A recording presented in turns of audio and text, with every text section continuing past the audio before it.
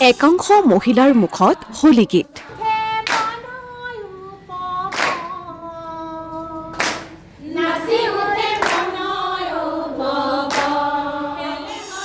সমাগত দোল উৎসৱ আবিৰৰ ৰঙেৰে ৰঙীন হবলৈ সাজু ৰাজ্যবাসী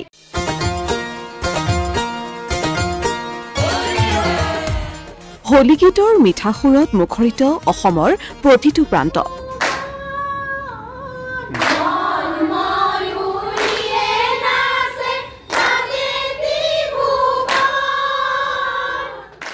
হোলীৰ আনন্দত বিলীন হবলৈ সাজু দেশবাসী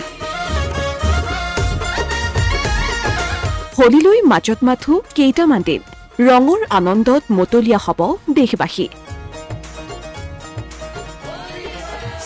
দোল বা হোলী সমগ্ৰ দেশতে আড়ম্বৰপূৰ্ণভাৱে পালন কৰা হয় অসমৰ গাঁৱে ভূঞে দোল উৎসৱক লৈ চলিছে ব্যাপক প্ৰস্তুতি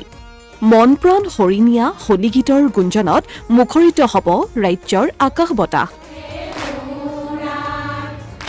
দোল দেৱালয় মন্দিৰ নামঘৰসমূহত বৰ্তমান দেখিবলৈ পোৱা গৈছে হোলীৰ পাৰভঙা উৎসাহ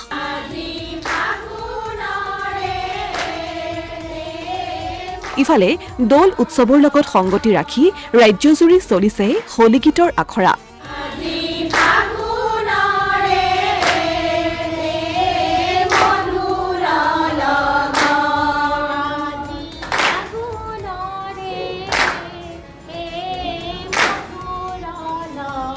হোলী গীতৰ মিঠা সুৰত মুখৰিত অসমৰ আকাশ বতাহ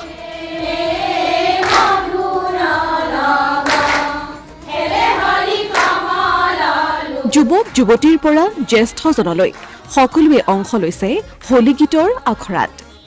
সমান্তৰালভাৱে একেই পৰিৱেশ উত্তৰ গুৱাহাটীত তীৰ্থনগৰী উত্তৰ গুৱাহাটীৰ বিভিন্ন প্ৰান্তত চলিছে হোলী গীতৰ অন্তিম আখৰা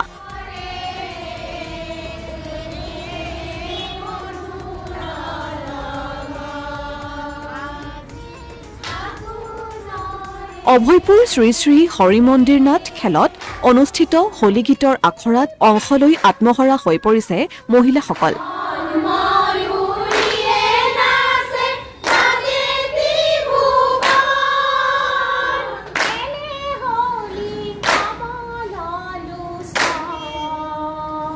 আমি আজি উত্তৰ গুৱাহাটীৰ মহিলাসকল লগ হৈ আমি উত্তৰ গুৱাহাটীৰ ইমূৰৰ পৰা সিমূৰলৈ আমি খবৰ দিছো প্ৰত্যেক মহিলাবিলাক আহিছে আৰু আমি